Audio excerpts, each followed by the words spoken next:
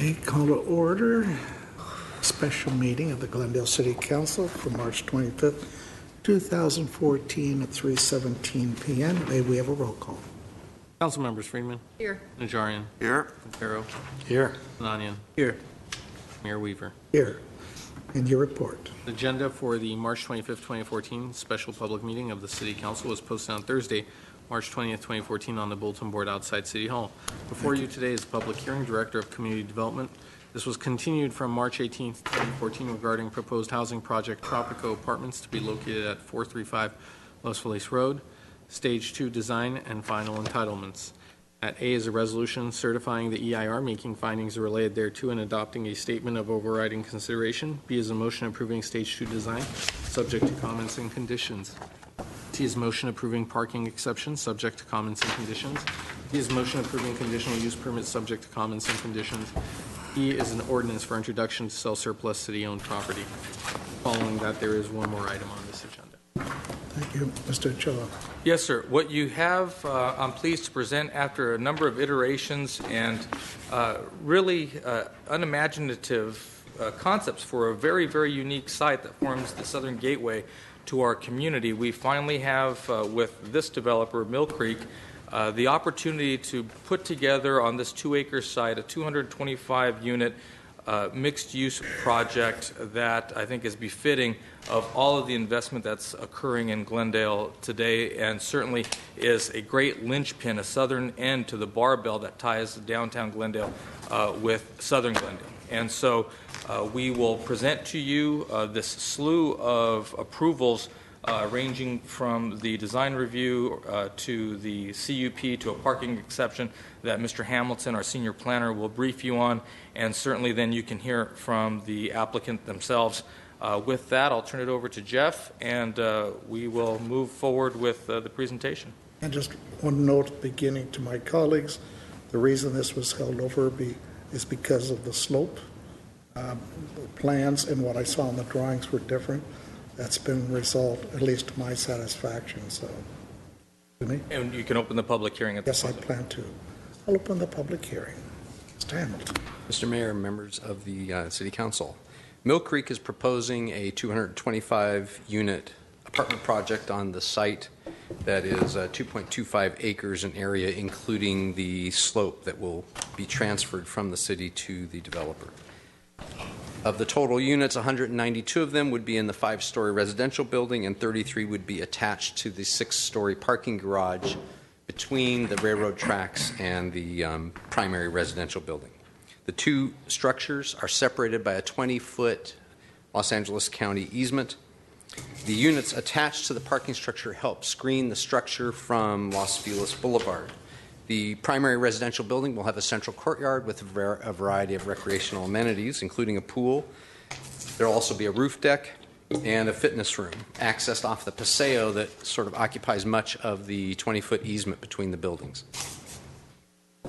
The required parking for the project is 508 spaces, 452 for the residents and 56 for the guests. The developer has applied for a parking exception to allow the project to have 337 spaces to not provide underground parking as required by code. They've also applied for a conditional use permit, which is because it's an all-residential project in the industrial mixed-use residential zone. And a more detailed discussion of the project's architecture is included in the staff report. I will not be going over the architectural details. I'll just be focusing more about the EIR and the discretionary actions before you. As Mr. Ochoa noted, this is an important location that essentially serves as a gateway, one of the gateways to the city, perched as it is above Los Feliz Boulevard and right at the city limits. There have been some prior approved projects on the site. All prior discretionary approvals have expired. The only thing remaining really is the Stage 1 approval that you acted on in February of 2013. A final subsequent environmental impact report has been prepared and circulated for public comment. The public comment period was from November 12th through December 12th of last year. The subsequent EIR identified a series of potentially significant and unavoidable impacts, including noise levels exceeding the standard for the exterior balconies of the project, construction-related noise impacts, both project and cumulative, increased demand on fire protection services as a cumulative impact, increased demand on police protection services as a cumulative impact, impacts due to the increased demand for recreational facilities as a project and cumulative impact, the level of service reduction at San Fernando-Los Feliz intersection as a transportation circulation impact, and then an impact to landfill capacity as a cumulative impact. Those are disclosed as significant and unavoidable. A variety of project alternatives were evaluated as part of this project, including the no development alternative. This was determined to be the environmentally superior alternative because it avoids all the significant unavoidable impacts of the project itself. Because this was the environmentally superior alternative, others were also evaluated as an alternative. Alternative 4, which would be a reduced density project of 50% fewer units, was identified as the environmentally superior alternative that would provide some of the project features but reduce the level of impacts. However, the only significant and unavoidable impact this alternative would eliminate would be traffic impacts at the intersection of San Fernando Road and West Los Feliz Road. The other significant and unavoidable impacts would not be eliminated by this alternative. One of the discretionary actions asked for by the applicant is a parking exception request. As I've stated, they're asking for a reduction in the required number of spaces from 508 to 337 spaces. The rationale provided is that this project is similar in nature to other projects in downtown, and that the downtown specific planned parking standards ought to be used for this project. If the council agrees under those standards, the total parking requirement would become 315 spaces. Since 337 are being proposed by the applicant, they would have a 22-space parking surplus. There's some contradictory information in our staff report. I apologize for that. I think that's pretty self-evident, though, when you look at the numbers. Of the 40 of the 337 spaces being proposed are tandem spaces. Of those 40 tandem spaces, 20 of them have reduced size that do not meet the size standards for parking. If we discount those 20 parking spaces, the project would still be providing 317 parking spaces, which would still be 2 more spaces than the 315 required under the DSP standards. The applicant believes the reduced size of the 20 tandem spaces is reasonable because they're going to have a parking surplus. The shape of the garage is constrained to a great degree by the LA County easement, the location of the streets, and the railroad tracks. And each tandem pair of spaces will be assigned to 1 unit, so occupants will be able to access their spaces without interfering or asking for assistance from other occupants of other units.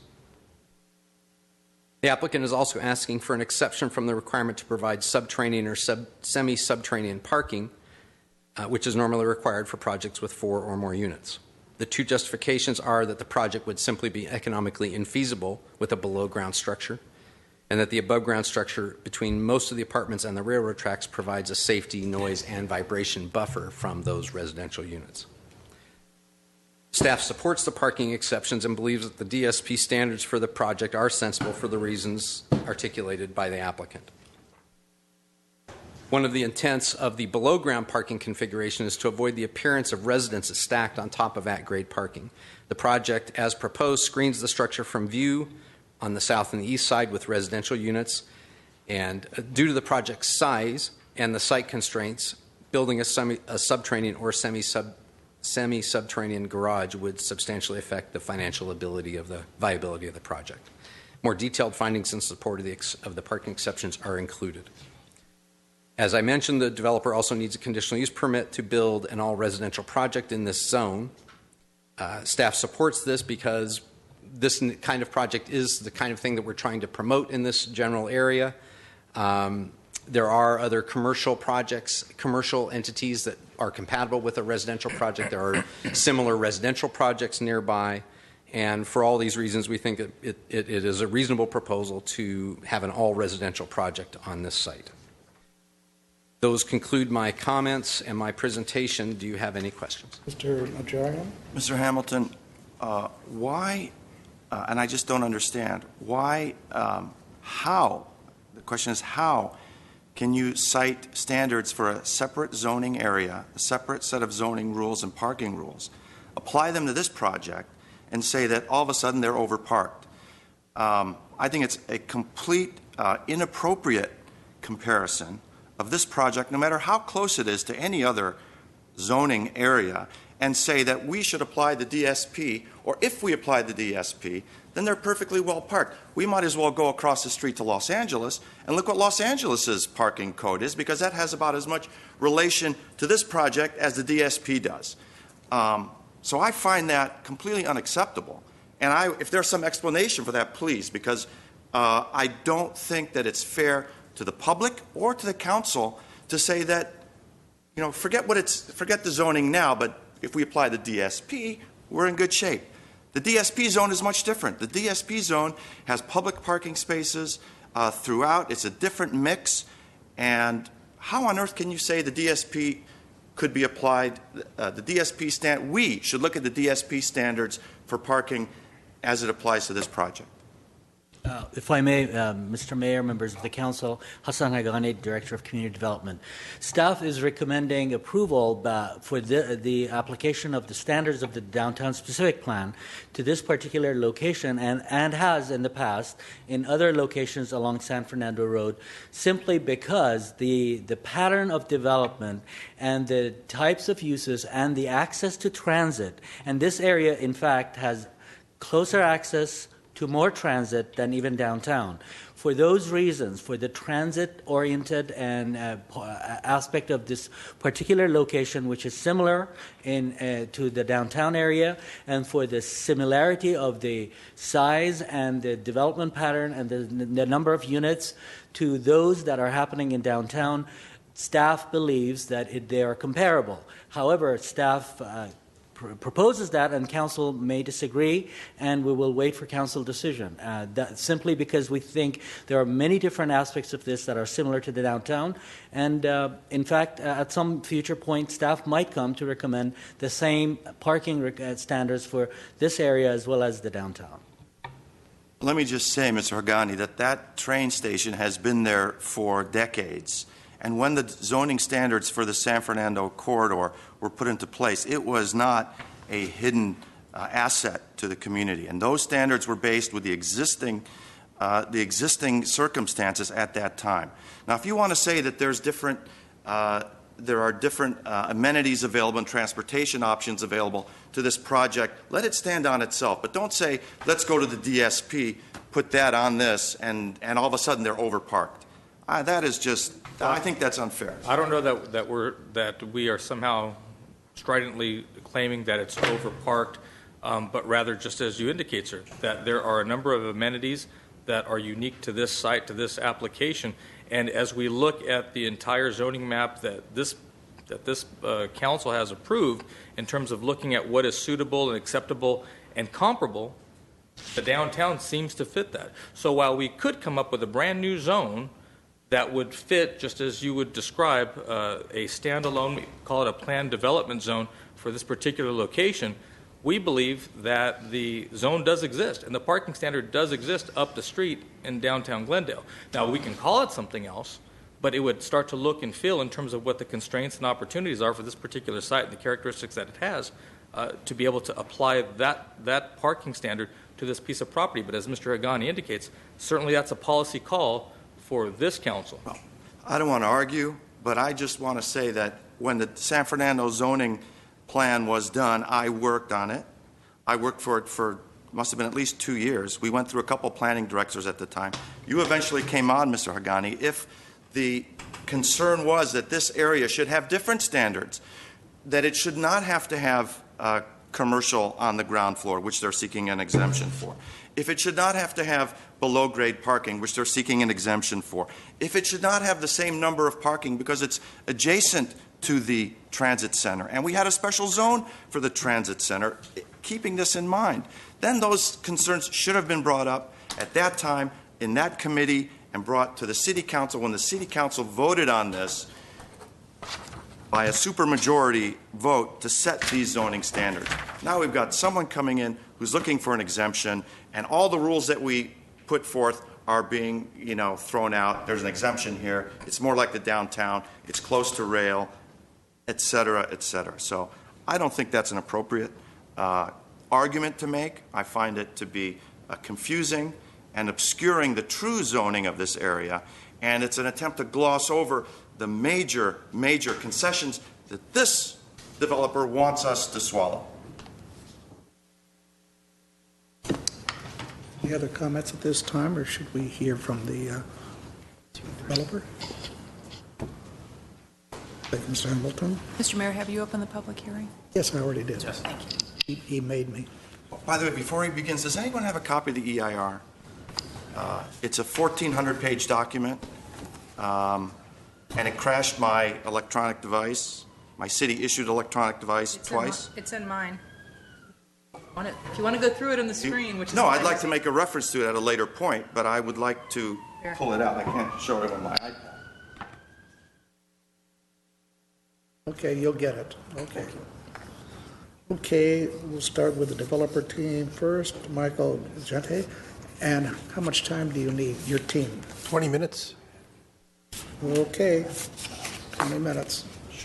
Good afternoon, Mayor Weaver and distinguished council members. We are very excited to present our vision for this underutilized site in the southern gateway to Glendale. A little bit about Mill Creek Residential. We're amongst the nation's largest multifamily developers. The most recent ranking, we're number 3 in the nation, doing approximately 6,500 units currently throughout the United States. We've executed over $15 billion in transactions since 1993. We have 14 active markets, 13,000 homes in our existing pipeline. Our first project in Glendale is Nexus on Central. We're currently under construction at the northern gateway to Glendale. Very, very excited about this project, which started back in May of last year. We're on schedule, we're on budget, things are going very well. This is a 235-unit project, all residential, 6 stories in height, and we look forward to delivering our first homes in March of 2015. The economic benefits of the project, briefly, jobs and local businesses. Over the 2.5-year construction period, approximately 600 construction jobs will be created and will benefit approximately 2,500 family members. After construction, a 10-person full-time staff of property management and building maintenance jobs will be created, and our new residents will provide additional demand to the surrounding Glendale businesses.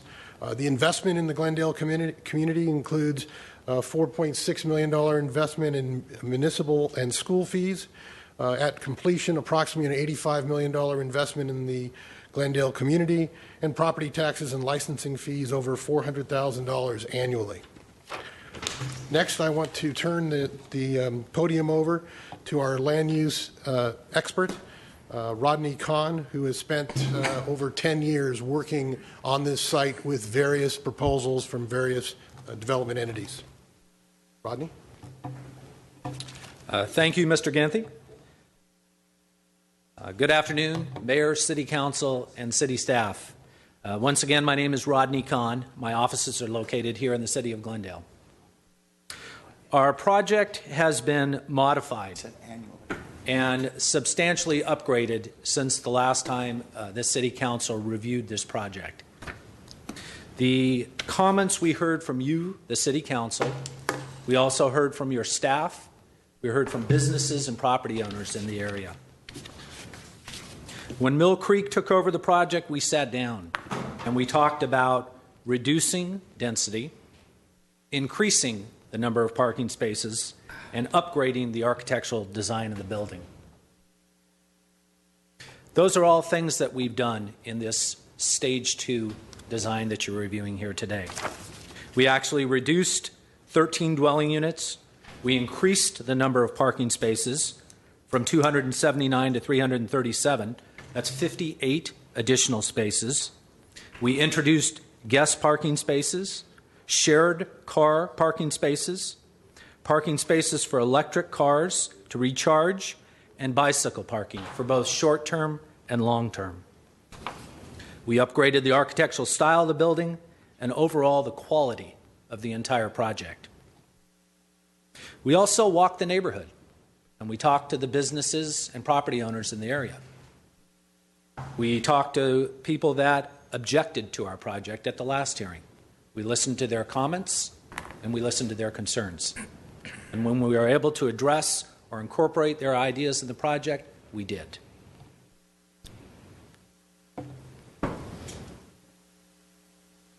This gateway site has been a blighted and underutilized site for many, many years. This is a Google Earth picture. This is a little older. Actually, the buildings on the site have all been demolished. The site is now used for storage of vehicles and storage of equipment. This is our gateway into our city.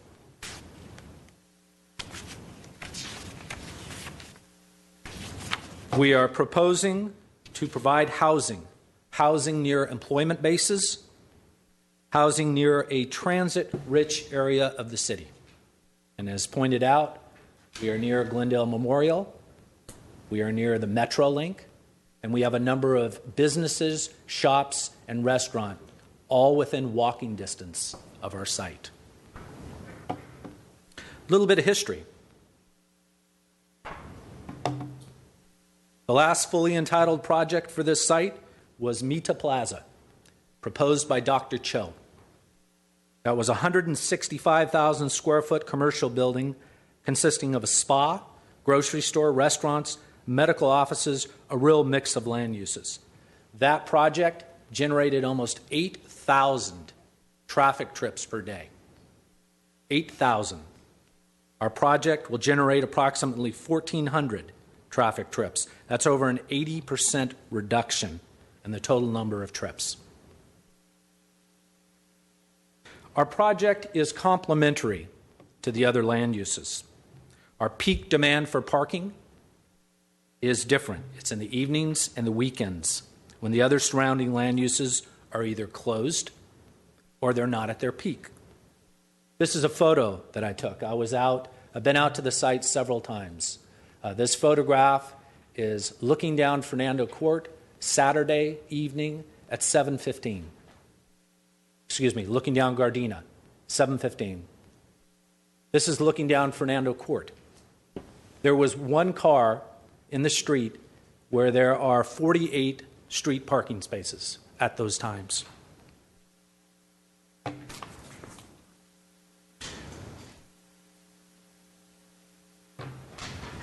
We also are very respectful and understanding of adjacent businesses in this mixed-use area. For example, the pet hospital, the Gateway Animal Hospital that's across the street from us. We are a pet-friendly building. We would expect that our residents will have their pets at that facility.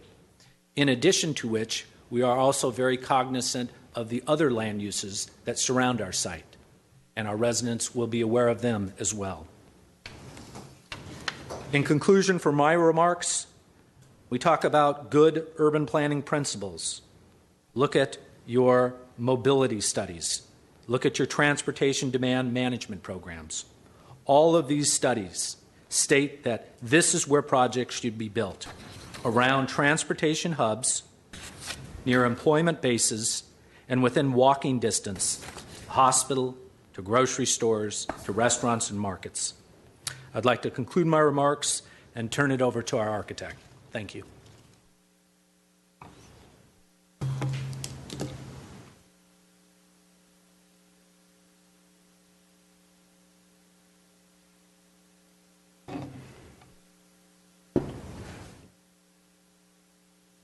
Good afternoon, Mayor, members of the City Council.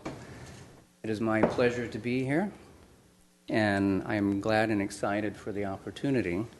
Just your name for the record. I'm a little tall, so.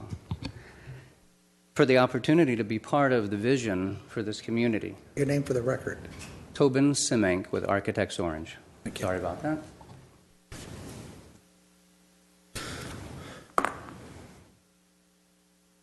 In front of you on the screen is such a vision that turns what Rodney has already shown as a current blight for the city into a gateway, into a prominent place-making statement. This is the current situation, of course, without the buildings, as Rodney mentioned. And here's the future. Our future, our vision, this is redevelopment 101. This is what we are desiring to bring about in this area. And in fact, for the city of Glendale, we are actually coining a new phrase for this style. We're calling it a combination of urban and industrial chic, commonly as now urban industrial chic, with its use of glass as a pedestrian entry point, as well as a sky deck on the corner of Los Feliz, going down under the tunnel there, and Gardena here, overlooking the city, having a lounge top up there. You'll also notice that we have a sawtooth design at the loft level of the units, which speak to the industrial and warehouse projects in the vicinity.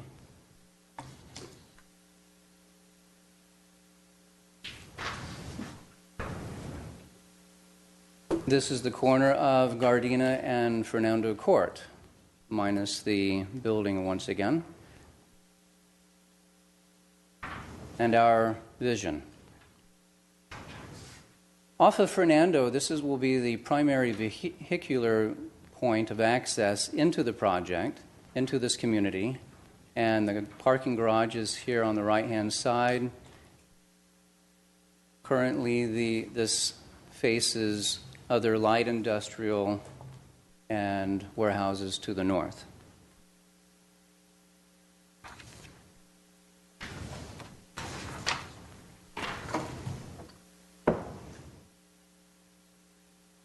This is south of the property, looking north at the embankment.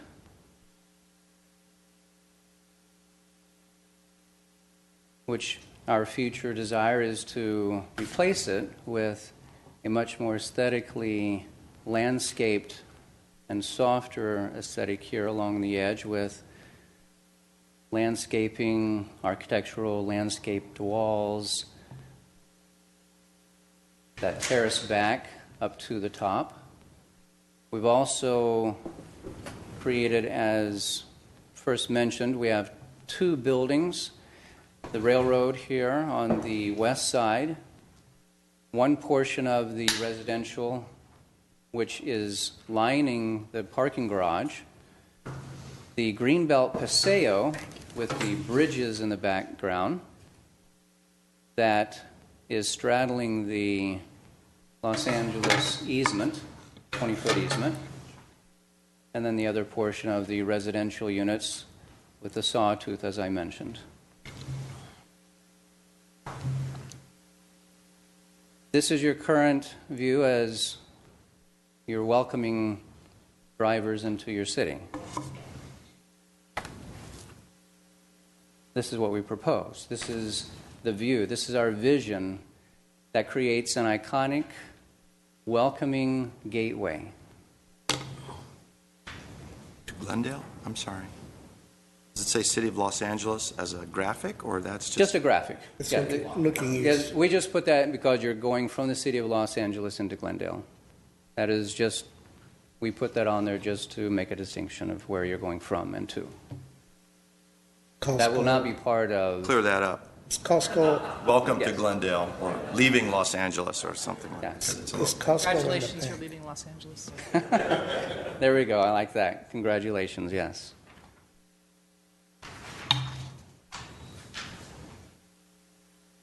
The site plan, and just take a minute to go around the site. Again, Los Feliz on the south, Gardena on the east, and Fernando Court on the north.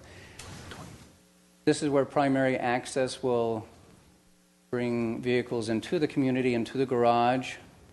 Parking, which we have also, as Rodney mentioned, we're providing 22 additional spaces than is over and above the downtown specific plan. We do have shared car spaces as well as electrical vehicle charging. The leasing office, a volume space that looks onto this paseo or green belt, also then lined by the community rooms, the fitness, the clubhouse, and the like, going into the larger pool court. And then, of course, as I mentioned earlier, the sky deck at the corner of Los Feliz and Gardena. This is a summary of some of the items that we've mentioned and also already covered by Rodney and Mr. Genthi. And just a last look at the Los Feliz road elevation, starting on the left-hand side, the railroad on this side, the one portion of residential lining the garage, the paseo with the bridges in the beyond and the paseo, the other portion of the residential here, 5-story with the top being the lofts that mimic or not give a nod to the industrial warehouses in the area. And we've also, this is facing east, we have believed this to be an idea. You know, as an architect, we also like to bring not just designs in, but ideas behind those designs. And as sunlight will first reach these windows at the top level, and as the sun beckons a new day, we're also looking at this to be a nod toward a hopeful future in this regard. This concludes my portion of the presentation. I hand it back over to Mr. Genthi. Are you sure you're just an architect? I sense some philosopher or poet in that presentation. Minored in that. I'm going to give us a little more detail on the landscape plan. Let's see here. And the special features that we're going to have in this greened site. As we've been discussing, we have really two courtyard areas or open space areas. The Paseo Greenbelt. In this location, we call this our family play area. This is a special community space that connects the two with the leasing office and the community area. Our pet park is going to be here.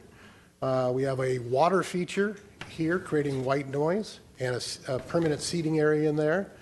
And then a overhead trellis that connects the two. And then here's our main grand courtyard and our sky deck. And I'm going to show those elements in greater detail.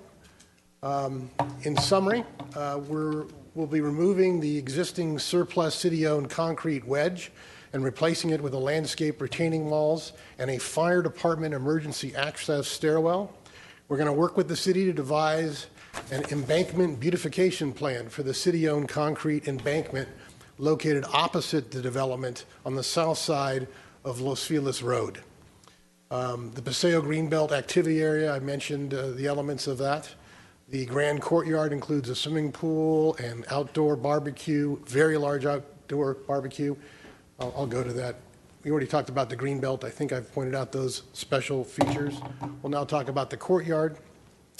Main pool. You have a fire element here, so you'll be inside this double volume common area amenity space, looking out over the pool and seeing this fire element here.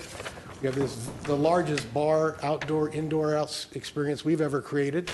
We'll have the seating area to eat, which you've barbecued here. This is the private spa area in this niche here. We have a game area in this niche corner here, and this is our passive lounge seating area here. Here's our sky deck. This will be amongst the largest sky decks we've developed, approximately 1,400 square feet. And in that, we feature permanent seating area, landscape, and sky bar counter. This will have spectacular views of downtown Glendale and the surrounding Verdugo Mountains. And that concludes our presentation, and our development team is ready and willing to answer any questions you may have. Thank you. Still have 3 more cards. Okay, next speaker, Stephen Watson, followed by William Perez. Mr. Mayor, how much time? Oh, 3 minutes, is that enough? That's plenty, Mr. Mayor. 3 minutes. City Council, my name is Stephen Watson. I'm currently a property owner of apartment units in the city of Glendale. And when I heard about this project, to me, it's exciting. I like that gateway coming in. Unfortunately, my wife makes me go to Costco on every Sunday, and driving through there, I see it, and it's kind of blighted. So for me, as an owner in the city of Glendale, I look forward to a nice project going in. I put the address, we're off of San Fernando Road in the northwest part of Glendale. We have apartment units, but I'm excited about the project. I'm glad to see Glendale is considering it. Thank you. Thank you. William Perez, I said it right, followed by Tony Mashkali. Just your name for the record. Good afternoon, Mayor, members of the Chamber. My name is William Narez. I'm the Hospital Administrator for Gateway Animal Hospital. Gateway Animal Hospital has been at 431 West Los Feliz Road, right on the corner of Gardena and Los Feliz, for 50 years.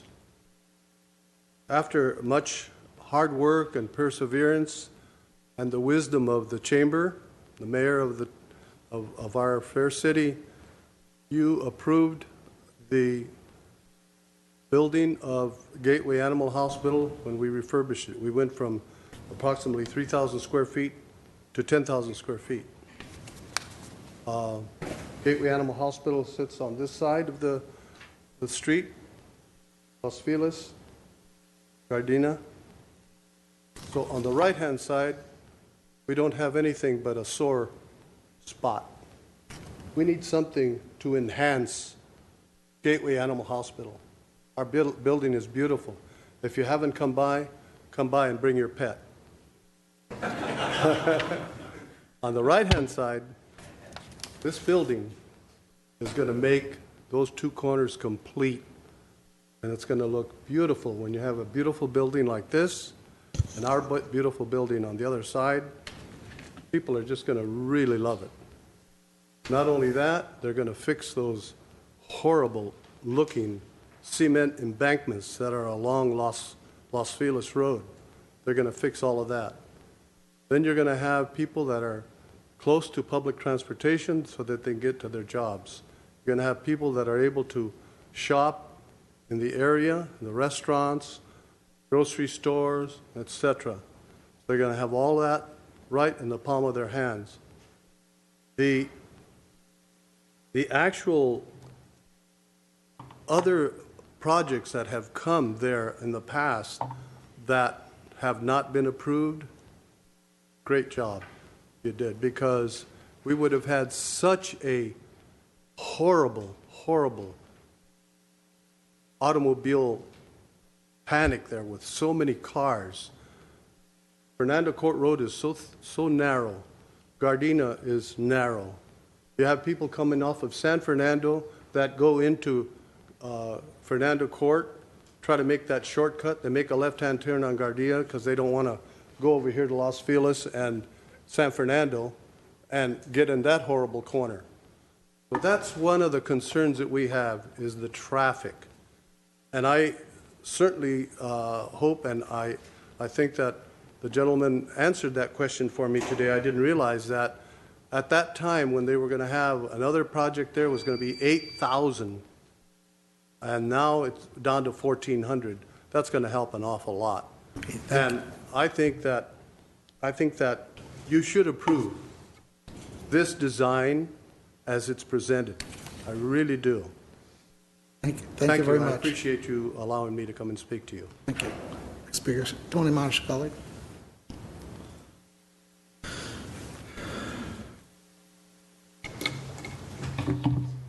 Hi, Mr. Mayor, members of council. I'm Tony Maniscalchi, Stevenson Real Estate Services. I'm a business owner here in town. I own real estate along the San Fernando Road corridor, and for 35 years I've made my living up and down the San Fernando Road corridor.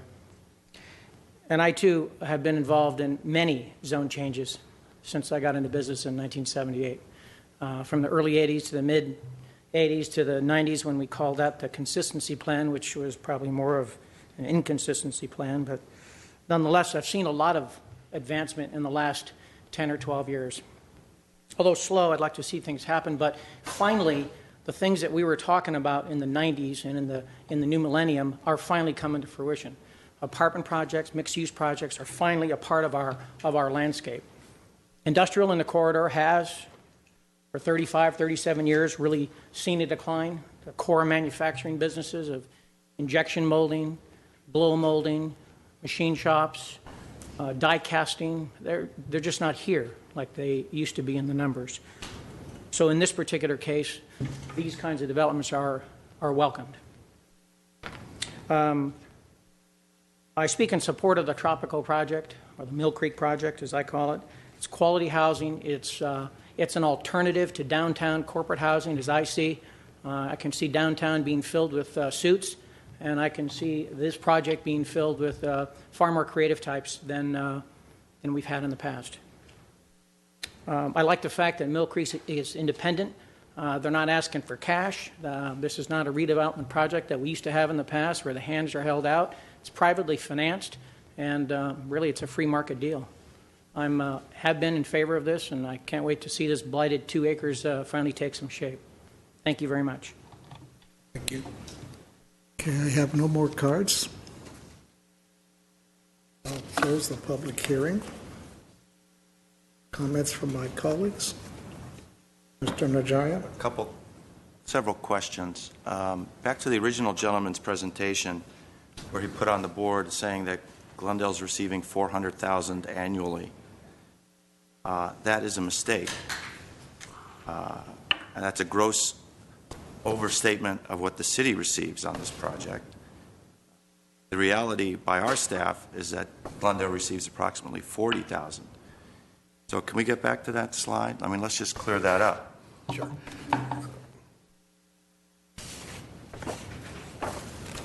The intention of that slide was right there. Yeah. The property. This is property taxes in the gross sense. You're absolutely correct, Councilman, that the portion that goes to the city of Glendale is approximately 13.57% of that number, which works out to be, my recollection, about $48,000 per year. That's exactly right. So that just is, we're just saying that's the property taxes that we will be paying, and your portion of that. And I'm sorry there was any misunderstanding of what we were trying to communicate. That's what we're paying as a project, and your portion is 13.57%. Okay. Since you're up there, several times during the presentation there were statements that any change to the existing plan would make this project economically infeasible. And I'd like to know, with that statement, were there figures, were there pro formas that were given to staff? Do we know how much you're paying for the land? Do we know how much your building costs are? Do we know how much your management costs are? So how did we, you gave us this term, economically infeasible. How do we know that? Economically, I guess the term we've always used is functionality, is what we've always been focused on. and there's two components to that. Part of it is economic. The other part is coming up with a design that protects any housing from the adjacent railroad track. So when I first heard about this project some 10 years ago, when the group that controlled it came to me to see if I was interested in developing it, the first point was we need to be able to build a garage above grade to protect those units, which at the time was not allowed in the city and still requires a variance, although you've had a recent project that is doing on-grade parking structure. The other problem, so that's part of the reason why we have a garage at grade. That is a less expensive garage, and that helps the economics work for this site. So that's why going subterranean would have a feasibility problem, financial feasibility problem would be created. That kind of garage costs, in simple terms, twice the cost of an above-grade garage, and we wouldn't get the protection we need for the units that garage is going to provide. The backside of that garage deliberately is solid. Normally, when we do these above-grade garages, we leave them open. We want to get the light in and circulation. But to protect the units from sound and pollution and other things that come off the railroad, that's why we have this solid design in that garage.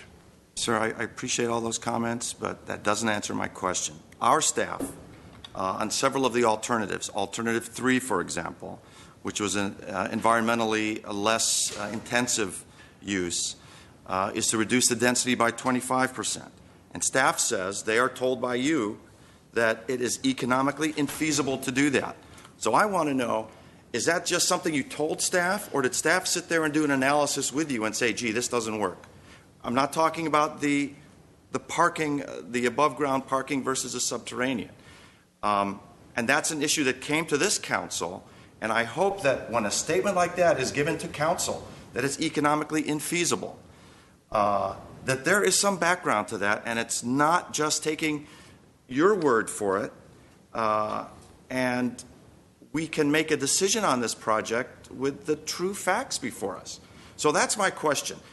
Hassan or Mr. Ochoa, I can point to the page where it says that Alternative 3, reducing the density by 25% is economically infeasible. What support does staff have to make that comment to the council? Information and the warranty of the developer. This is a private equity deal, so we would not be looking the way we would on a redevelopment deal at their pro forma and trying to justify or validate what their return is. They can either do a project or walk away from a project, but at the end of the day, they have to justify it to their investors and to the folks that are putting up the money. Okay, I have a big problem with that. That when staff says it's economically infeasible, and the only basis on that is the word of the developer, and clearly, I mean, this is the United States. This is a capitalism economic system, and the intent is to maximize profit. So when a developer says, I can't take any bit less than what I have because it's economically infeasible, the deal will die, and staff just parrots that to us, I find a big problem with that. Let staff say that no, according per the developer, or just be silent on it. I mean, don't tell us that it's economically infeasible if all we've heard from is a developer. Now, I don't think I'm asking too much for this. And I just feel that this project has been given the green light by the staff, and they've gone through recommending the above grade parking. They've gone through and compared this to the DSP plan, so actually they're overparked. They've gone through and glossed over all the significant impacts that cannot be mitigated, and we're just supposed to say, okay, we can't give them any less because it's economically infeasible. I have a problem with that. I hear you. The landowner, Dr. Cho, would not be willing to make it feasible, and that's really the only thing left would be lowering the land price. Yes. And that's why we wouldn't be able to come to a deal with him. He has owned this property, I believe, since 2008, has gone through, well, initially he had it approved for the mixed-use project, and would be, I think, almost impossible to work with any other price than what we've been able to strike with the gentleman today. We've talked about things that have come up that were different than when we started, that should affect land value. And in all those instances, he's dug in his heels and said, walk. Either do the deal the way you have it or walk. And as evidenced by the fact that the project that was approved by the city that has yet to be built is further indication of what the economic realities of this particular site are. So to the extent that the staff has processed a series of alternatives that have been brought to the council, that the council in some way, shape, or form approved, at this point in driving down what some of those economic drivers are, because it's a less dense project, because it has more amenities, the idea that we would be able to represent to you that it represents value, I think is inherent in the project that have been considered by the city council previously. And further, I don't know that the council would want us as staff, or the city council for that matter, to take on, I don't know that we'd have the capacity to process in timely fashion applications that would come across our desk and perform an economic analysis on all these different projects. I mean, these are private these are private equity deals. Granted, but then don't say that it's economically infeasible. Let that decision be the council's decision, and if it can be done, if you can go back to negotiate and reduce the price based on what council's recommendation is, then so be it. If not, then the deal fails. But don't tell us it's economically infeasible. But at the end of the day, one, it is the council's decision to make, and two, when you look at the litany of projects that have come before you, when you look at the mediocre at best design and value that has been presented to you versus this particular project, I think we can say with a tremendous amount of reasonable expectation of what the value is, that this project would not be able to come to you in the way that it's being proposed now if you were to start to adjust some of the economics of that deal. Let me continue, unless someone wants to call the question. Good. To staff, the parks and recreation, parks and library impact fees that are being paid. This is the This is the low amount, correct? The $7,000 per unit. Yes. Not the appropriately allocated fees that council changed last month.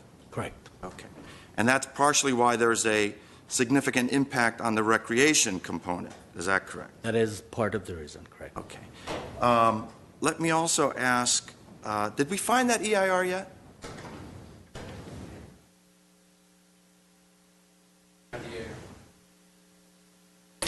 In the EIR, there's a discussion on the number of housing units that the city, cumulative units that this would bring to the city. And for those of you who are keeping score, I'm turning to section 4.8-4.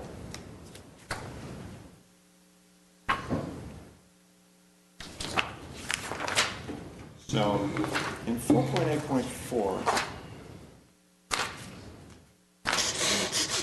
there's a statement,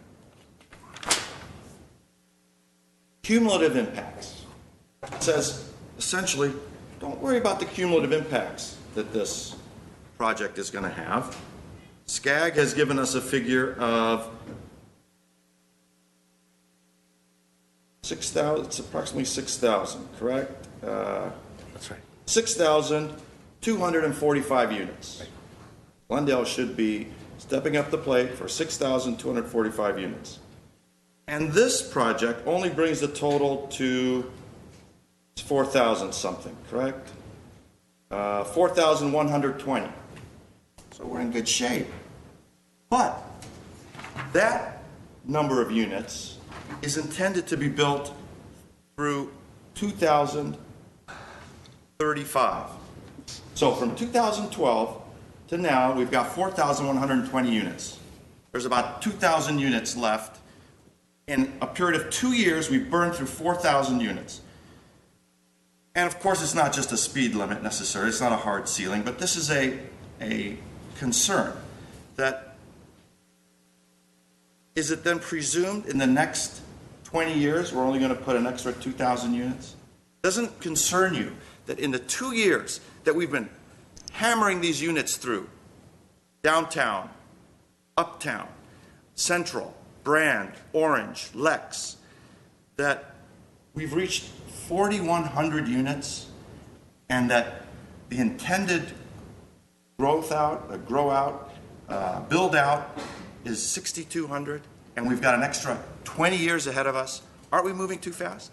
With respect, sir, I would argue no, because that is the shot that was called by the city council vis-a-vis the downtown specific plan. Unless and until this council is going to upzone areas outside of the downtown, outside of areas where it makes sense to put density, as a built-out community, our ability to hit some of those numbers, the upper limits of those numbers, is going to be trying at best. The council could adopt other specific plans in other areas to accelerate towards that upper limit, but if the council decides not to, well, then you still have certainly that policy-making right and ability. But to the extent that this was contemplated vis-a-vis the downtown specific plan and the growth patterns in the South Anchor, I think we actually feel fairly comfortable. Have there been any considerations made for the implementation of the high-speed rail, which is going to be using that corridor and which may be extending the right-of-way dozen or 20 feet on each side to make the separate grade and tracks for the high-speed rail? Has there been any thought to that or consideration? There has been discussions, however, there has not been any kind of adopted policy or any kind of directive at any level of level of government that would say that we would need to forego the land use policies that this city council has adopted for this city. At this moment, the high-speed rail is up in discussion and still an idea for the future. However, while we are all engaged in that discussion, we cannot stop, and we would not recommend to the City Council to stop your land use policies for a discussion that is iffy at best at this moment. Oh, and I did not say stop. I said, have there been any considerations given to the high-speed rail? Because I was told, and I know through my different boards and commissions and with the previous city manager, we sat down and learned that we're going to have to move our train station back 20 feet. Which is only a couple hundred, maybe 100 yards or so from this. I think that's a concern that should have been addressed in the EIR or should have been discussed with the developer and Dr. Cho, the property owner himself. In closing, I think that the more appropriate course of action for this city council is alternative 3. We need something on that corner, but the current mix of 225 units with a 170 parking space shortfall is too much for the community to bear. I want my colleagues to know this is a very important subject and position for me, and I would just like you all to know that. I would encourage you to permit this project to go forward with the 25% reduction, and should the landowner need to go back to Dr. Cho and show that the entitlements are not what they expected, that there should be a corresponding reduction in the price of the land for this project, so they win, so the city wins. Thank you. Can I ask a question? Mr. Friedman. I think it's of staff. If we were to, there are several actions here, 1 through 6 or 1 through 5. If we were to adopt alternative 3 with the reduction, could we still approve the design, grant the other variances for the above ground, subterranean, that sort of thing?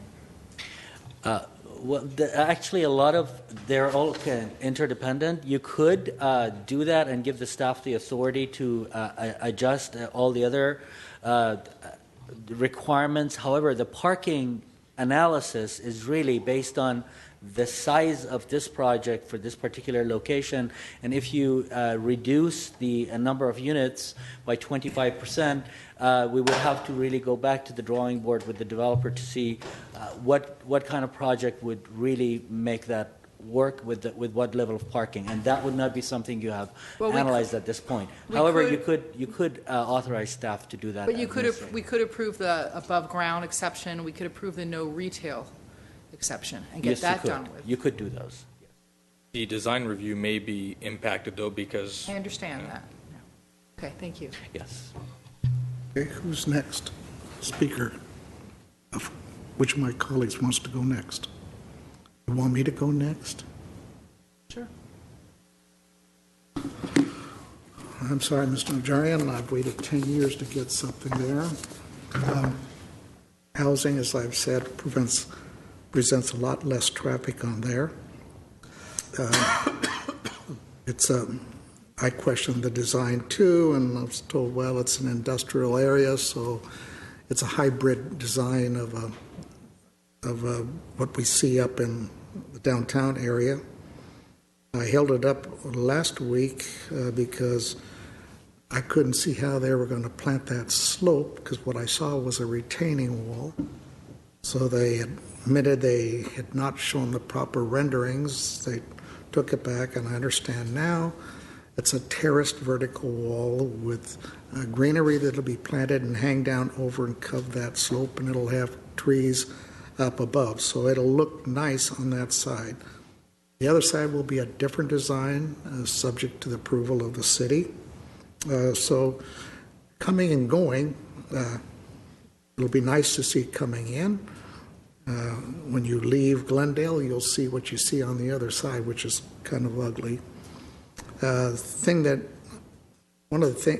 like the view up in that upper corner, because you will see all of Glendale to the east and to the south. It's a nice view spot. I understand they'll be LEED certified, or green whatever. The courtyard that they're putting in there, I think it's a pretty significant size. It's not small. It looks it, but it's really big. Dog friendly, yeah, I like that part. But the thing where the city is going to be able to, we can put it into the requirements, I guess, a condition. On the west side, we have that wall of the parking garage, and right now they're showing a sign on it called Tropico. Now I don't know the size, but that's a big area, and if I learned anything from Americana, putting signage on visible locations has a great deal of value in it. And that is a big area where you could either put one sign, you could put multiple signs, and we can condition that all the revenue projected from that signage comes to the city of Glendale. I assume the Brand Boulevard or Cars would like to put a sign there. We could even have Costco. They want to put a sign there. When you're leaving Glendale, go over to Costco or something. They want to pay, fine. But we have an opportunity there, I think, to make I'm guessing, you don't remember, Mr. Cho, what we were making on some of that signage on the Americana? It was significant. Yeah, it is. So there's revenue to come into the city for whatever use we want to put it to. That is a large area. So I like it. We need something in that corner, and I'm trying to figure what else would you put there. I can't see industrial. I can't see commercial. You put retail in there, you're increasing the traffic tremendously, where two of the streets are very small in width, railroad tracks, and a highly traveled Los Feliz. So you got it in a box. And the best thing that fits in that box, in my mind, is residential. And so I'm okay with it. I'll tell you the last thing I talked about, that signage there, I'd be willing to make. Imagine staff could dig out what Caruso's making on all that signage, and Glendale General Growth is making on their signage. That's significant. That is a big one, because you could even talk about putting in a neon sign there. Nobody in Glendale is going to care. It'll just be the people in L.A. that might not like seeing it, but who cares what L.A. thinks? So I'm okay with it. I've studied it. I'm comfortable.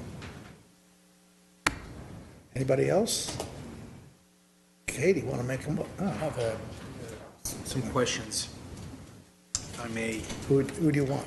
Someone from Mill Creek. There was one of the one of the slides indicated that there's going to be so many jobs created because of the construction and then administration of the project. Now, for the construction purposes, are we hiring locally, or how does that work? Yep. Given the groups that are working on our project on Central, we have several Glendale, both consultants and operators who service that project. Directly across the street is an operator of cranes, and I believe he has been engaged on our project on Central and Sanchez. So we do seek out and will continue to do business with local groups. That's something that just has always made sense to us.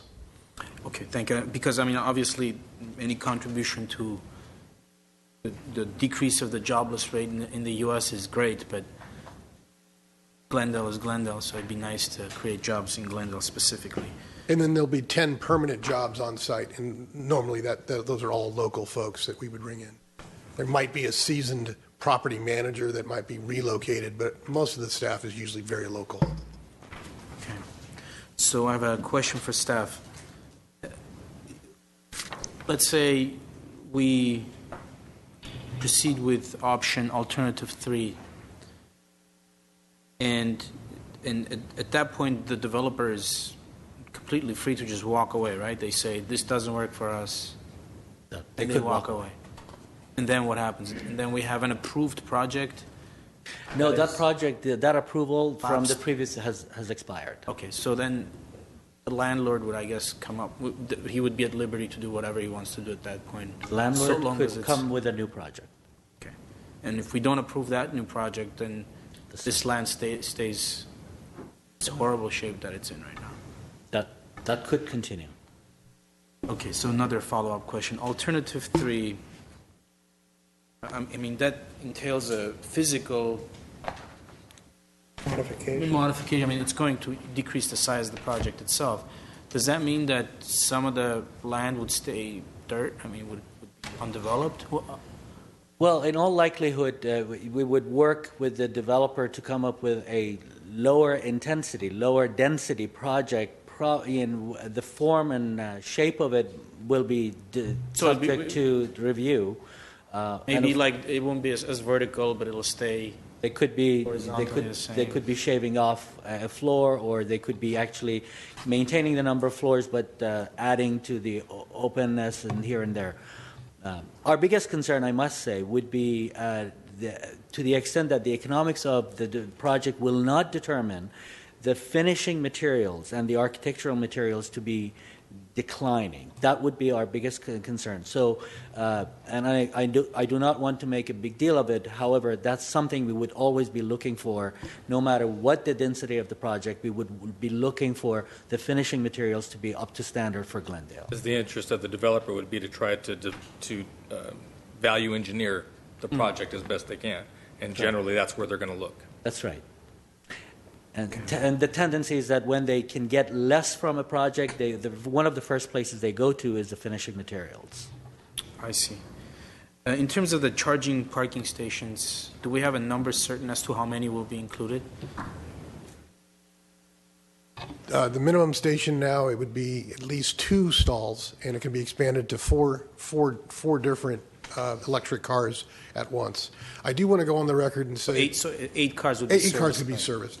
I do want to go on the record and say that if you were to move forward with alternative 3, a reduction of density of 25%, the project is infeasible, and we will not move forward with this redevelopment. Okay. Thank you. Next question. Mr. Najarian pointed out the cumulative effect of development in Glendale, and most recently, Caltrans came out with some commentary about Glendale's failure to take the cumulative impact of all the development into account, especially when individual projects, environmental impact reports are considered. Now, I know that the downtown specific plan does take into account the cumulative impact. So, understanding that Caltrans is kind of a sophisticated operation, haven't they taken this into account? Haven't they looked at our downtown specific plan? I cannot speak for Caltrans. I can tell you that I disagree with Caltrans' assumption. Both the San Fernando Road rezoning, when we did that as a policy document, we did do an environmental analysis of the policy of this kind of zoning, and we did the same for the downtown specific plan. In addition, both the downtown specific plan and the San Fernando Road rezoning have been consistent with the regional transit plan. All of the agencies work with SCAG to come up with a regional transportation and land use plan in conjunction with one another. We have a smart growth policy that has been receiving awards because we're consistent with the regional documents where we focus the development where most of the infrastructure exists, and we are not developing into raw land, and we're not doing further urban sprawl, and we are focusing the development. So there is and also there is an inconsistency between what Caltrans is claiming as a state agency with the state's very well-defined policies of allowing new urban housing to develop across California. Why Caltrans is coming up with those things could be motivated by other things. For example, if they want to come up with a regional development impact fee similar to transportation impact fees that other agencies are charging, this could be developing their position to ask for a new development impact fee. We don't know. However, I cannot agree necessarily with their position. Was Glendale singled out in this report, or were other municipalities also similarly criticized? We don't know, but we do know that Glendale, and I must say this, when both the Downtown Specific Plan and the San Fernando Road rezoning documents were adopted by the council, it was very much intended to poise us to take advantage of the next economic turn upwards, so if there is investment available, that we would be ready for that investment to come here. It so happened that when the recession started, there was pent-up investment money that was available, and people were looking for a place to invest that, and Glendale's policies were ready for that. So we all of a sudden got perhaps more development than some of our neighboring communities, and that may be the reason that Caltrans may have paid attention to us. One more question to you, Mr. Hagani. So when we do these unit counts, I'm trying to understand, obviously, the units that SCAG has okayed for Glendale or has recommended for Glendale, that number was a conclusion that was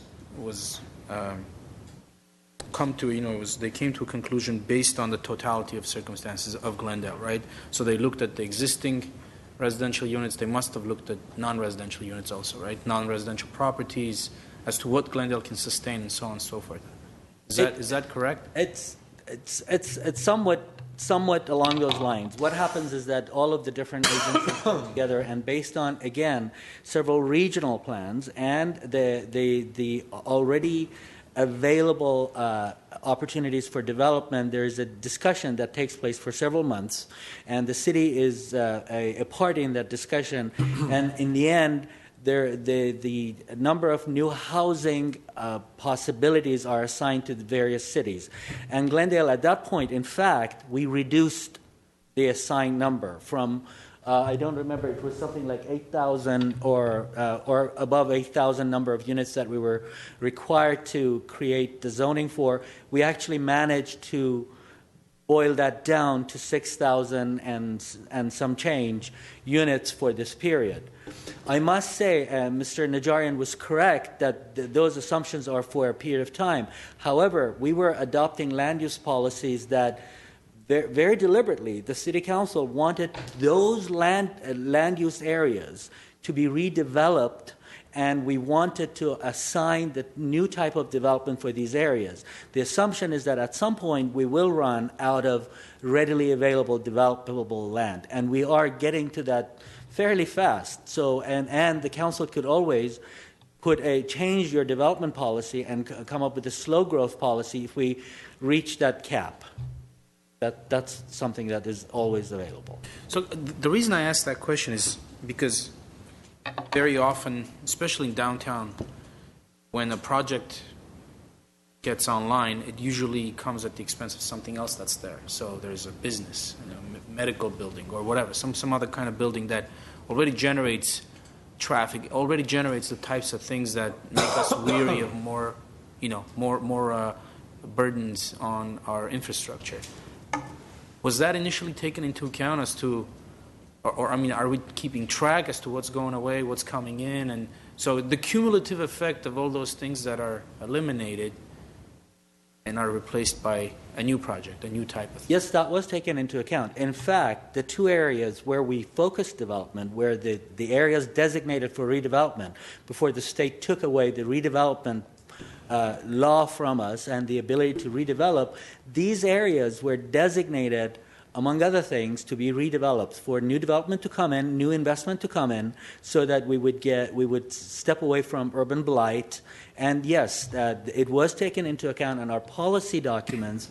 We did the environmental analysis to see what impact they would have after these policies are being implemented.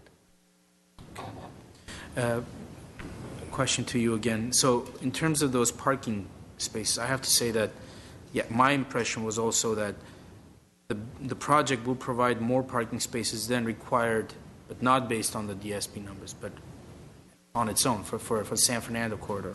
So that's an issue that's out there. Is this something that we do consistently? I mean, we from a project to project basis, we sort of sidetrack our own parking requirements based on the specific project? Is that what we did with the warehouse? Was this last project that the city council Did we do a parking reduction? I think a huge one. Yeah, that warehouse, we had a reduction in the number of both parking spaces and because the zoning code allows you to consider the specific conditions of a project, and based on the very specific conditions of that project, you may allow exceptions, because the zoning code assumes that a certain level of standards, that all things are equal. However, you are allowed to review a project based on its own merits and its own limitations and say, in this particular case, and that is the case in this project, a different set of parking might be appropriate. And in this case, the developer suggested the parking standards that already exist somewhere else in the city, to say that would be, instead of coming up with a new number, a new parking ratio, they said, how about the ratio that we use in downtown? Because we have a track record of having done that analysis before the council adopted that parking policy for downtown. But that begs the question, right? Why did we specifically adopt one parking requirement for one area and a different one for another area? Because we did it for downtown because there's got to be something special about downtown, specifically vis-a-vis parking spots. Part of it is that we have, over the last 10 years or so, we have used the downtown area as a laboratory to really re-examine a lot of our land use and zoning policies. Because it was a contained area and it was well understood by everyone, every new idea we introduced in our zoning standards, we started out with the downtown. So parking was one of the first standards that we started examining. The old parking standards that were applicable in the 50s and the 60s and the 70s, as the practice changed to more urbanized development that was not about having expansive areas of parking lots and focusing on mode of transportation through single car occupants, single driver cars, we shifted applying new policies in the downtown. We did several studies in the downtown because it was a contained area. And it was not by any means to say that we would not apply it elsewhere. Oftentimes, we have proposed a standard for the downtown, and after we've experimented with it, because it happens that you review all of the projects in downtown, we can see it firsthand. If it's working, if not, then we might come and recommend that you expand it elsewhere in the city. In this case, we did start with the downtown, but we haven't gotten to the point to start bringing it for discussion for elsewhere in the city. Well, I hope that we have the same kind of open mind and constructive approach to all entities and all businesses, including small mom-and-pop shops in South Glendale, that we don't use blanket draconian rules that limit the a business's ability to develop, to develop and prosper, especially small businesses and especially in South Glendale, an area which has bad history with that. And I just have one more comment, and I'll end with that. One of the speakers spoke about, this building is going to attract the creative types. I keep hearing this creative types, the artist colony. It's as if like we're trying to engineer something in this city, like we're, people keep mentioning young people moving in. And what happened to having families in Glendale? Are we not welcoming families? I know I've probably spoken about this before, but I really that rhetoric is becoming problematic for me. It sounds like almost like class warfare. I mean, what happened to non-creative types, lawyers, doctors, service, people who were in the services, people who, work in the manufacturing factories. So I really, I think we should tone down with that stuff. Glendale is for everybody. It's for families. It's for young people. It's for small families, big families, single people, everyone. And every building should attract all kinds of people. So, all the questions from me. Okay. Well, I'm going to start with a total and complete defense of the downtown strategic plan and everything that we've accomplished so far.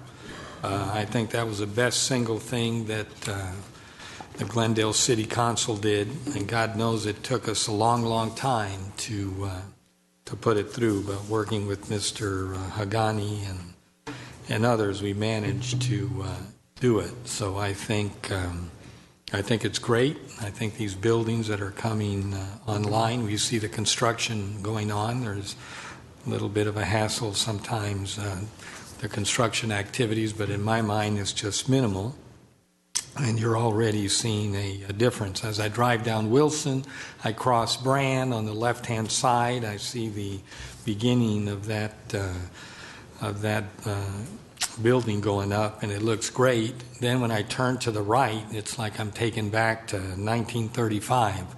All of these tiny little buildings that hopefully someday something will take place on the other side of the street. So anyway, I think we're doing a great job on this particular property. This is part of what we've tried to do in this part of the city for a long time. We started with that triangle property that I think is going to bring a big change to that zone right across the street from the hospital, and then right around the corner from the train station. So in terms of the train station, let me say that as far as high-speed rail, at this point it seems there's going to be what's called a blended plan, which means that the actual high-speed rail will run from somewhere south of San Francisco to somewhere north of Los Angeles, and then along those tracks it'll be a blended. You'll actually have regular trains coming through, maybe electrified, maybe just faster trains than the actual high-speed rail, but that's far into the future. In terms of what this is going to mean for the city, $4.6 million in fees, I think is quite reasonable. I think that certainly makes a big impact to our city budget. So I'm very happy that we'll be getting those fees. Most of them, of course, are up front. In terms of the parking requirements, et cetera, I mean, these are basically standards. To my way of thinking, there are guidelines. It's always up to planning commission, staff, and ultimately city council to come up with what's appropriate for each particular project. And I personally think there's enough parking on this project. I don't think. And look, it's cash and carry, folks. I've been in that business for years in terms of apartment buildings and condominiums, et cetera. If you don't have enough parking, you're not going to get your top rent. So that's something the developer always has in mind, that they have to have sufficient parking. Now, to the idea that we could shave off a bit or reduce some of it, That may be feasible. We really don't know that.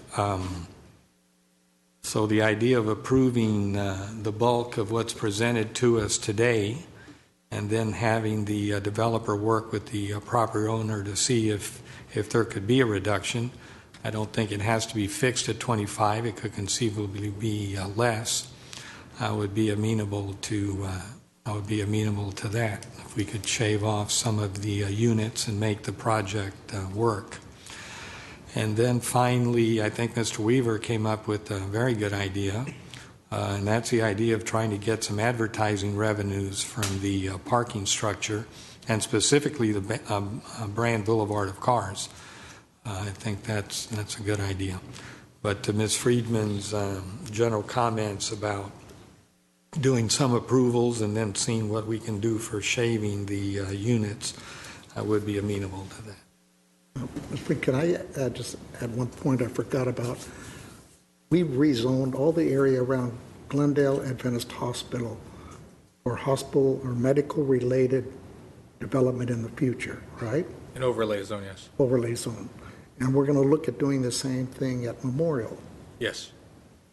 So all the medical buildings that are going to be there, I would think a lot of those medical people that work there, nurses, whatever, would love to walk a block to live there.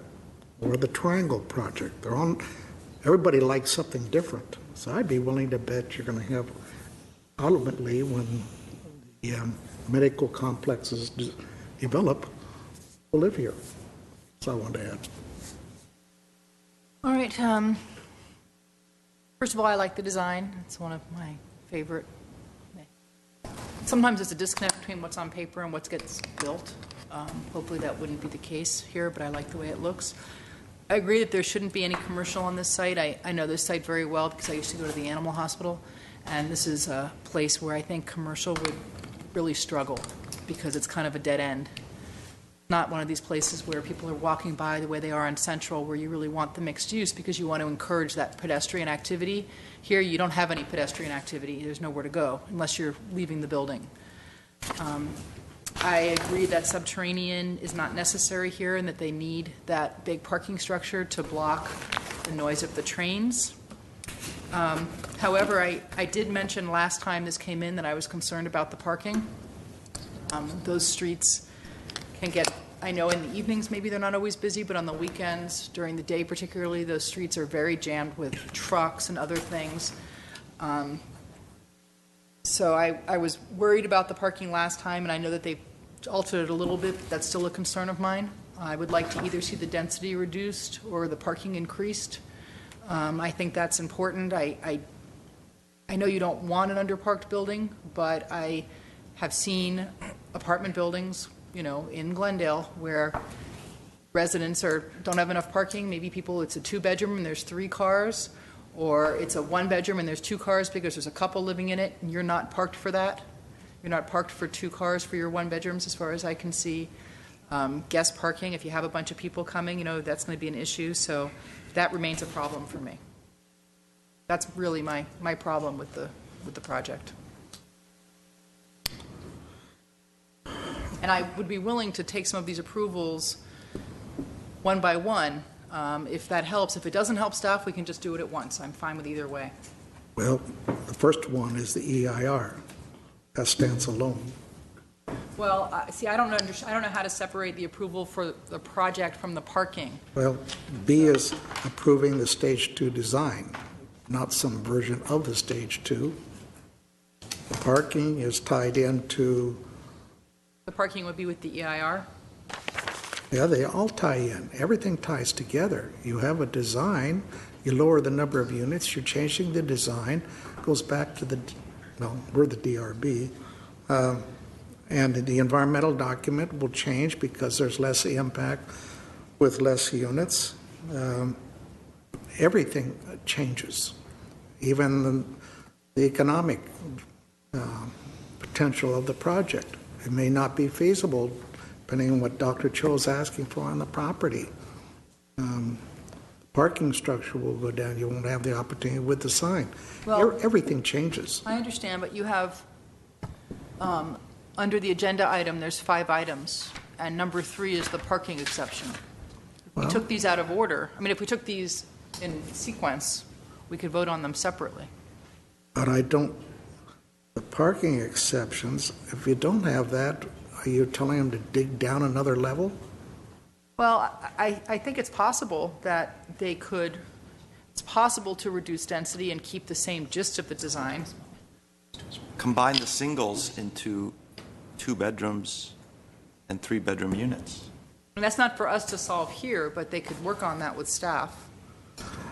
And Like- Mr. Hagani standing there like he has. If I may, Mr. Mayor, the council can actually adopt a resolution to certify the EIR regardless of all the rest of the decisions. The EIR simply does the environmental analysis. If the It's broad project enough. becomes less dense afterwards, that would not change the result of the It's broad enough. So we can we get 1A out of the way? Yeah, I'll move 1A. Second. Roll call. Council members: Friedman, So, just so I'm clear, are we going to be voting separately then on the parking We can do that, exemption? we can do that. Okay, then yes. Najarian, No. Quintero, Yes. Sinanian, Yes. Mayor Weaver. Aye. Okay, now the next one, You may want to take the CUP. Huh? The CUP, okay, item number 4. 4. Okay. That would allow for residential in this zone, because no matter what the density is, there's going to be residential if you approve the overall project, some version of the overall project. So is there a motion on 1D? So moved. Is there a second? This is just allowing residential in that zone. This is the CUP number 4. Yes. It's residential without the commercial component. Right. In the IMUR zone. Correct. I'll second it. Okay, roll call. Council members: Friedman, Yes. Najarian, No. Quintero, Yes. Sinanian, Yes. Mayor Weaver. Aye. Now we get down to approving the design. Why don't- Actually, sir, maybe you go to number 5. Oh, to sell the surplus property? How many That's votes are the needed slope. for that? 4. You need 4 votes for that? And without selling this property, what happens to the project? As it's designed, my understanding is that the project can't go forward because it relies on that unless we're Let's going not to go go with forward. that, because I think we should figure out where we're going with the density before we start approving the sale. Okay. I'm against, as I said, against as presented. I therefore will not be voting for the sale of the property unless we can get a clarification and a commitment to the density approval. Well, why don't we do 3 next?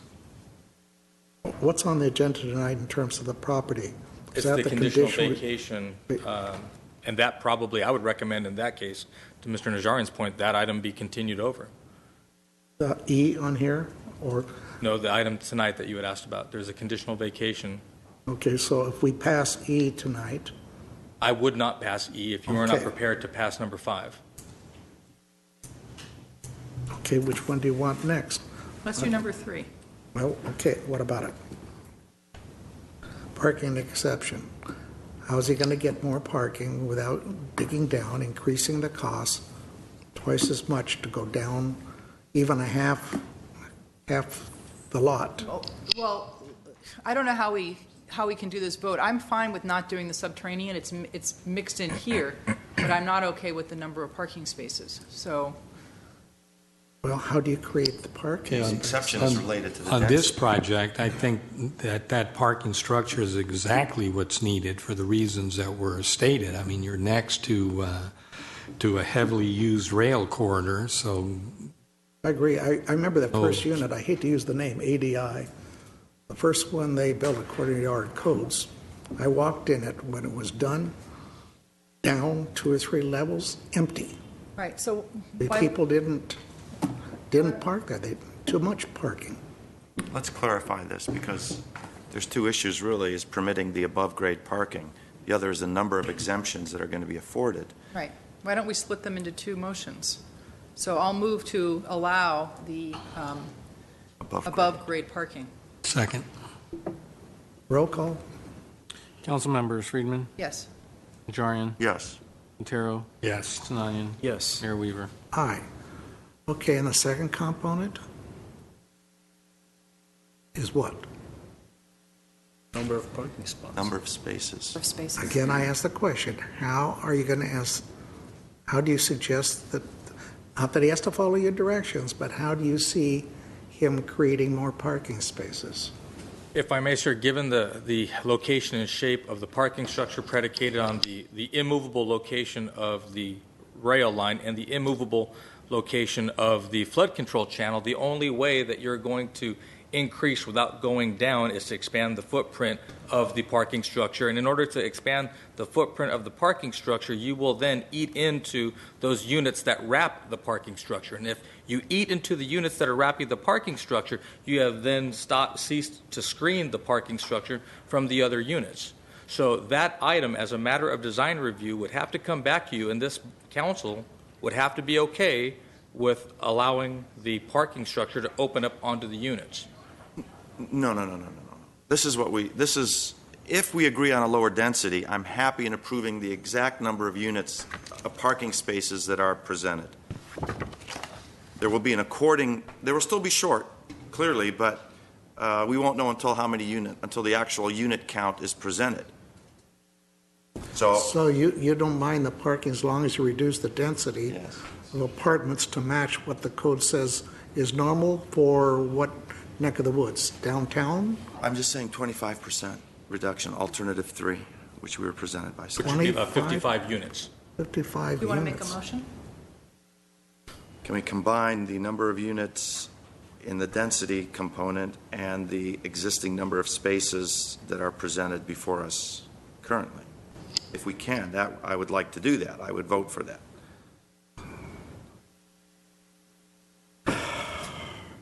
Okay, well, we have a number of units here. Yeah, A number of 225 spaces, units. right? How much was it? 300 and... I'm not an architect. 337, And I'm a retired engineer. 170 so- space parking exception. So I would move that we 508 required. approve. I would move that we approve.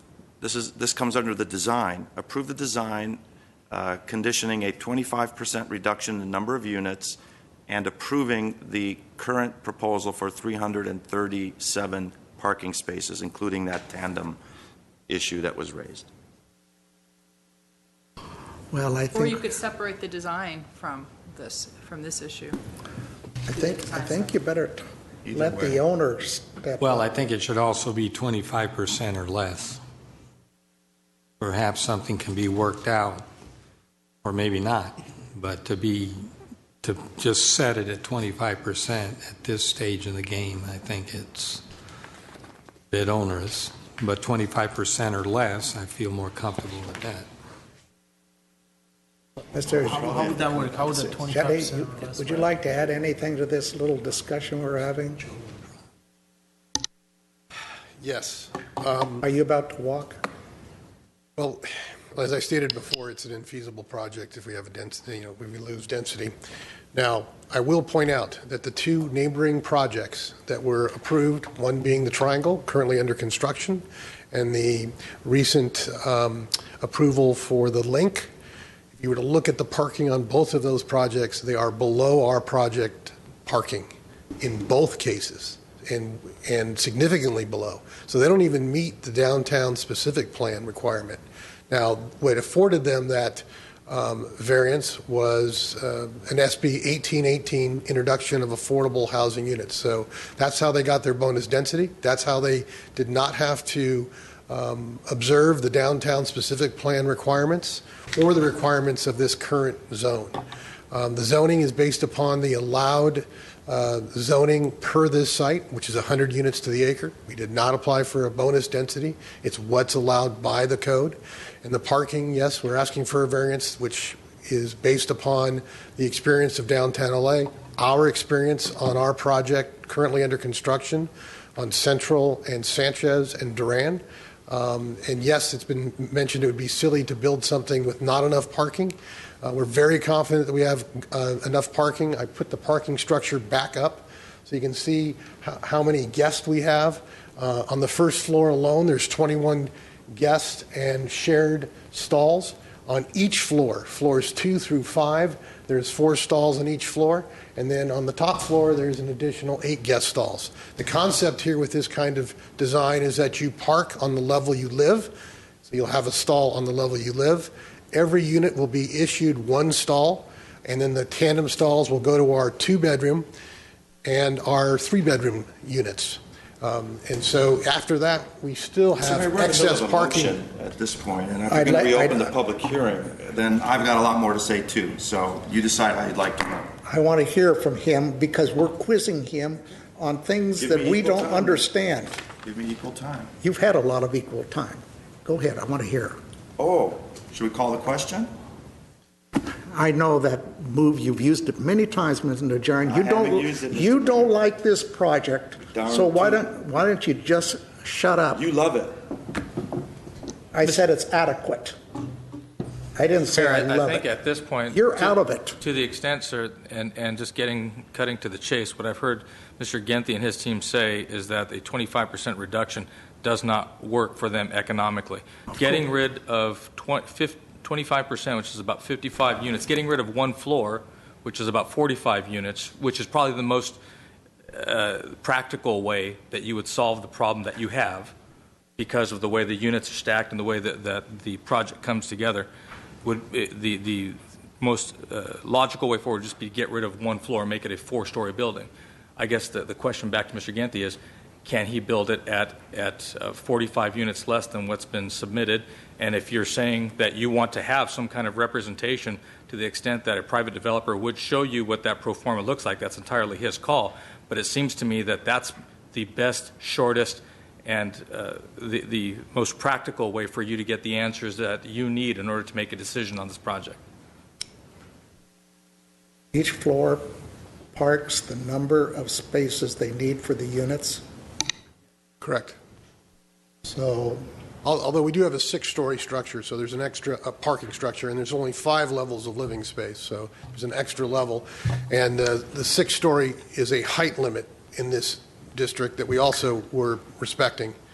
I don't believe it'll be feasible, to answer your question. The landowner has been unwilling and consistently unwilling to ever adjust the value that he has placed on the property, and it would have a significant impact on the residual land value, given what you just suggested, removing the 5th floor. With respect to our city council, would you be willing at least to go back and consider that and provide for us for a later date certain, some economic analysis that could be reviewed and verified? I'm not the sole decision maker for our development team, so it's hard to commit to something that for the first time I'm listening to. But I know the path of reducing density is not feasible. So if and I'm willing to certainly open the book, so to speak, and share the economic data that supports our position. But in addition to reducing the density, it also would in hand need to reduce the parking because they go hand in hand from a cost and economic perspective. So we would be also not only losing a floor of units and that impact, but also parking that goes with those units. Mr. Mayor, would it then be acceptable for the City Council if we were to take at least a 1 week's continuance to allow for some study on the part of Mill Creek and bring this back to you next week? well, you can take a week, but I won't be here. I don't know what Mr. Genthy's timing is on the escrow, but I think the council should take action. This has been agonizing enough for some of the parties involved, not to mention those on the dais. I think we should go forward and approve it with a 25% reduction. Well, Is that a motion? I won't be voting for that. Well, But you can put the motion in, see the impact. let me address the city attorney. In what manner should that motion, what's the proper form for that motion?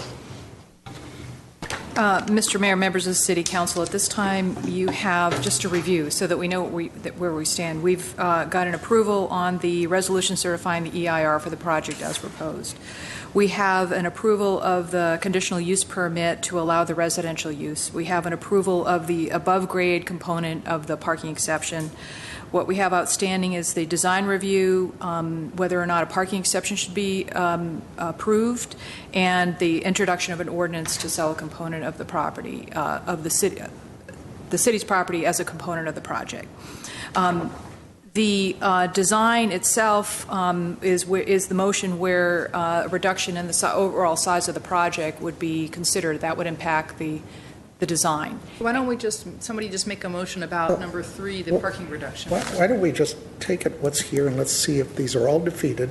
If they are, then we can look at alternative motions. How about somebody making a motion on 1B?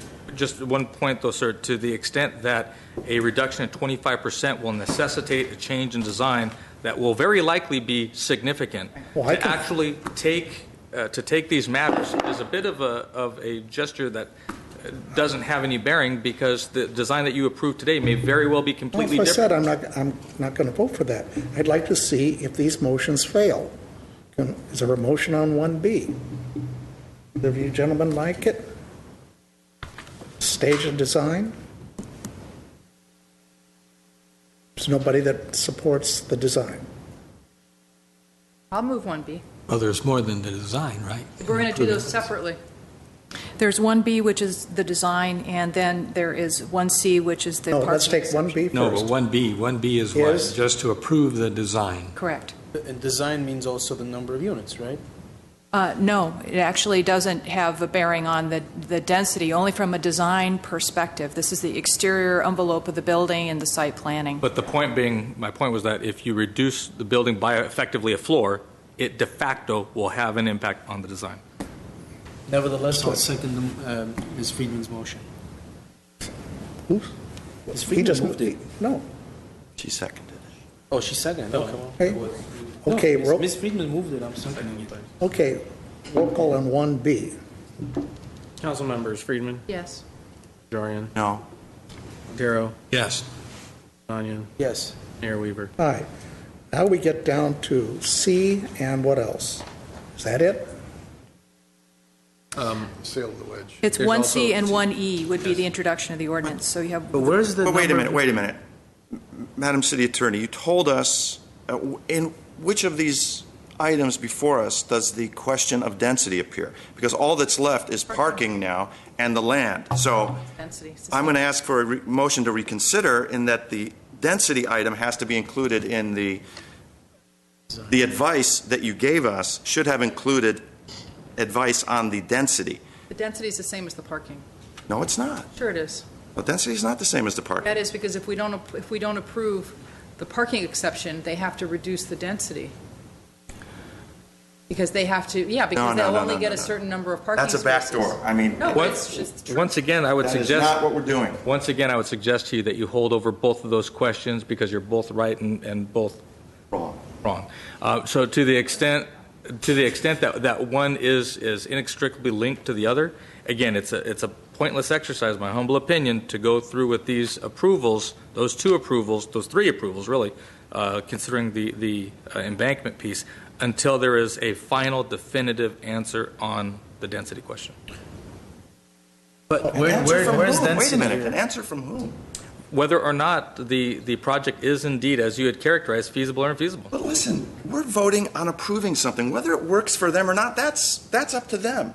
I mean, they're not sitting up here with us where we try and decide whether we're going to make But this unless go or not. unless you're going to get a grease pencil out and start marking up what the design rendering would be if you were to reduce a floor, you really cannot say and define what the parking exception might be until that time.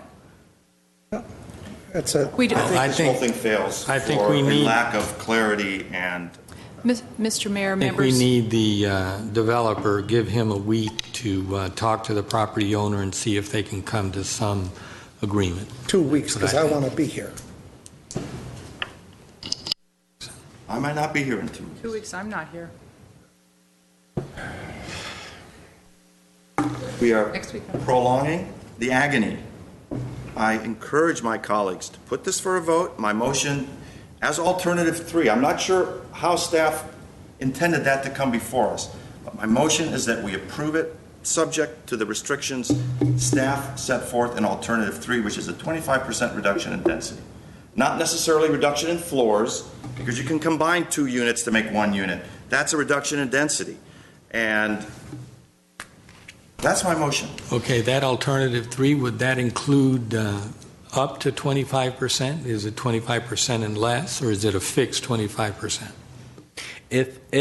Well, that would be up to the City Council. However, if you would like to present a substitute motion for the approval of the design, to approve the design subject to a reduction also in the number of units, you could do that, and how that would be manifested in the design, subject to review and approval by design staff. I'm confused now Okay. because I thought we. So let me. We have a motion which was improperly, in my opinion, improper advice, unclear advice, and we voted to approve the design. And what I'm hearing now is that's the only opportunity to institute the density reduction. No, I did not say that was the. You didn't say that. Well, I thought you did. Wait a minute. No. I said if that would give you, well, I didn't say this, but what I meant is that if that gives you more assurance, that would also contain, if that is the desire of the council to include a decision to reduce the density, you could do that because staff is able to review the design even if the density is reduced. I make a motion that the project be approved with a 25% reduction in density as reflected as alternative 3 in the staff report. I'll second it. Roll call? Council members: Friedman, Yes. Najarian, Yes. Quintero, Yes. Sinanian, No. Mayor Weaver. No. Okay, you have your marching orders. You reduce it by 25%, or tell Mr. Cho he can keep his land, and we'll keep the vacant asphalt parcel for who knows how many more years. Thank you for coming. Is there another item? Yes, there is. I mean, another item in this series. Yes, Mr. Mayor, members of City Council, the motion that you just moved was 1B, correct? That was the design motion. Why do we have to do anything more? We're sending it back, and he may not even come back here again. You had already moved. I'm just addressing Mr. Najarian's concern that that motion was already voted on in terms of the design. So that action would need to be rescinded because you just approved a second motion pertaining to the design with a direction to go back. So I just wanted to be sure that the record was clarified. I'm addressing Mr. Najarian's concern. So you need somebody to reconsider? Rescind that original motion on 1B so that this motion that was just approved can replace it properly in the record. I'm not going to make that motion. Well, can't they be cumulative? The design is approved. We just and voted restrictive. no. Now, you have two competing motions that were approved, and so that is the effort that we want to do, just to clarify the record, that first motion that Mr. Najarian noted on 1B, having to do the design that was voted on, needs to be rescinded so that that second motion that was just approved with the council with the direction subject to the reduction stands alone. That is the clarification that's required. Motion to reconsider the previous vote on item 1B. If I can ask the city attorney for clarification, it has to be someone on the prevailing side. Prevailing that side. request, correct? That's correct. That would make Someone who voted for that motion needs to make the motion to reconsider it. It has to be done, right? Yeah, because Yes, you've got two competing motions that have been approved. It doesn't have to, but well, then this becomes in limbo. I mean, is it in limbo otherwise? in order to I'll move. Thank you. Because now we're like in La La Land. I'll move to reconsider this vote. Okay, second. The advice of council not knowing what the hell we're doing. I guess roll call.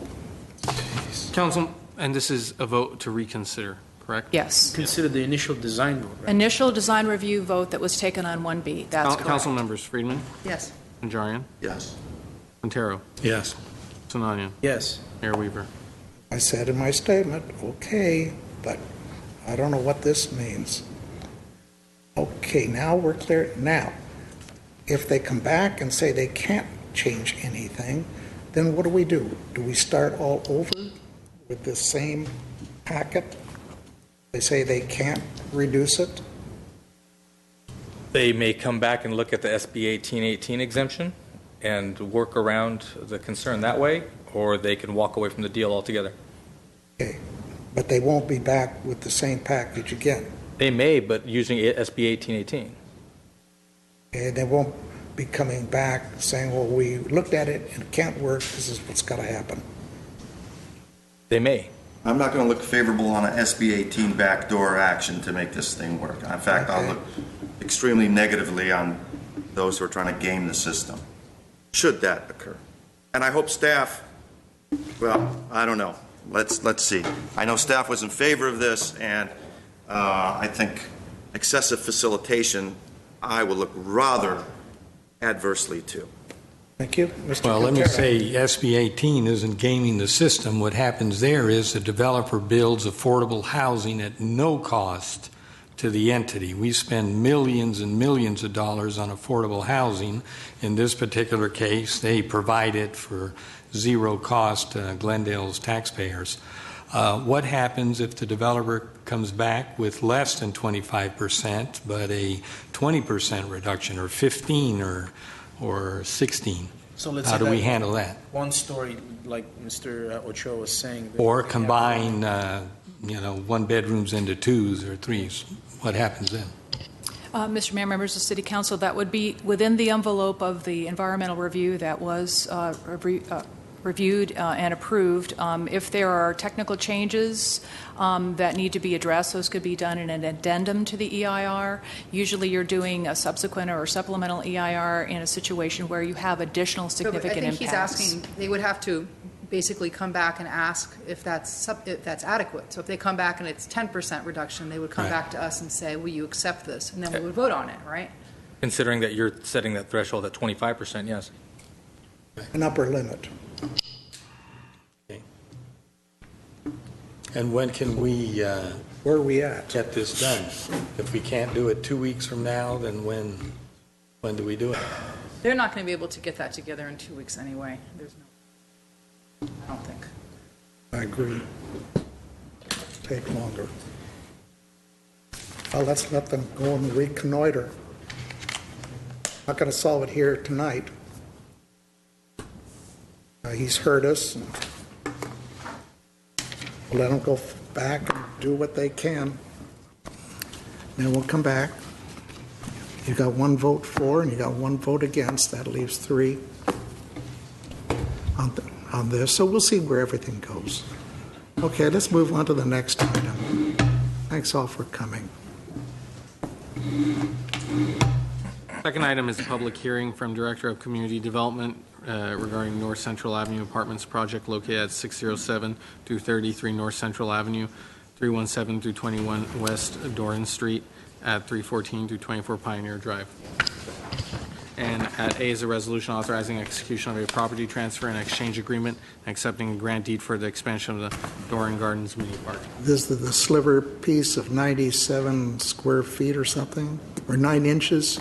Yes, sir. What you have is a public hearing in which we are recommending that a 9-inch by 162.68 foot strip sliver of alleyway that is currently right-of-way be land swapped with Carmel Partners in exchange for an equally sized piece of property abutting the existing Doran Gardens mini park. Okay, this is a public hearing. I'll open the public hearing. I have no cards. I'll close the public hearing.